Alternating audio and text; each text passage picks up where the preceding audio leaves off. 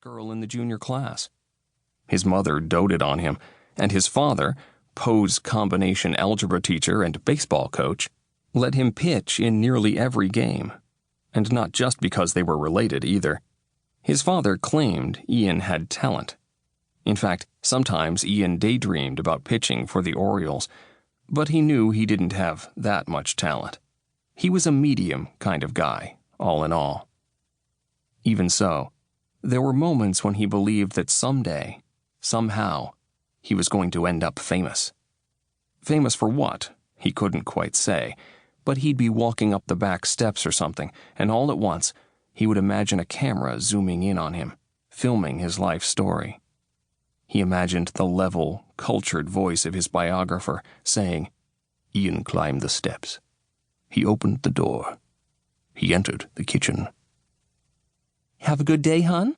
his mother asked, passing through with a laundry basket. "Oh," he said, "the usual run of scholastic triumphs and athletic glories." And he set his books on the table. His biographer said, "He set his books on the table." That was the spring that Ian's brother fell in love.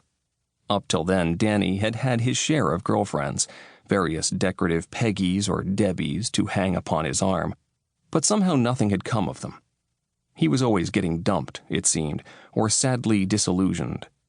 His mother had started fretting that he'd passed the point of no return and would wind up a seedy bachelor type. Now, here was Lucy, slender and pretty and dressed in red, standing in the Bedloe's front hall with her back so straight, her purse held so firmly in both hands, that she seemed even smaller than she was. She seemed childlike, in fact, although Danny described her as a woman when he introduced her. "Mom, Dad, Ian, I'd like you to meet the woman who's changed my life." Then Danny turned to Mrs. Jordan, who had chosen this inopportune moment to step across the street and borrow the pinking shears. "Mrs. Jordan, Lucy Dean." His mother, skipping several stages of acquaintanceship, swept Lucy into a hug. Clearly, more was called for than a handshake. His father said, "Well now, what do you know?"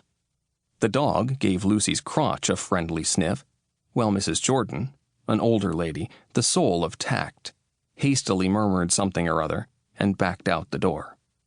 And Ian clamped his palms in his armpits and grinned at no one in particular. They moved to the living room, Ian bringing up the rear. Lucy perched in an easy chair, and Danny settled on its arm, with one hand resting protectively behind her loose knot of black hair. To Ian, Lucy resembled some brightly feathered bird held captive by his brown plaid family. Her face was very small, a cameo face. Her dress was scoop-necked and slim-waisted and full-skirted. She wore extremely red lipstick that seemed not gaudy for some reason, but brave. Ian was entranced. "Tell us everything," B. Bedloe ordered. "Where you met, how you got to know each other, everything." She and Ian's father had seated themselves on the sofa. Ian's father, who had a baseball player's mild, sloping build, was pulling in his stomach. Ian himself remained slouched against the doorframe. "We met at the post office," Danny said. He beamed down at Lucy, who smiled back at him trustfully. B said, "Oh, you two work together?" No, Lucy said, in a surprisingly croaky little drawl.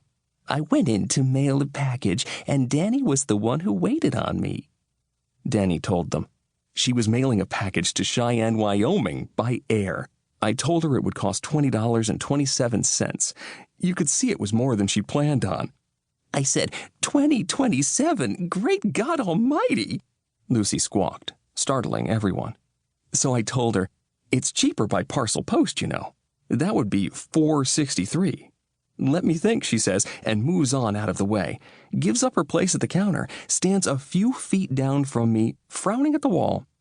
"I had to take a minute to decide," Lucy explained. Frowns at the wall for the longest time. 3 customers go ahead of her. Finally, I say, "Miss, you ready?" But she just goes on frowning. "I was mailing some odds and ends to my ex-husband, and I wanted to..."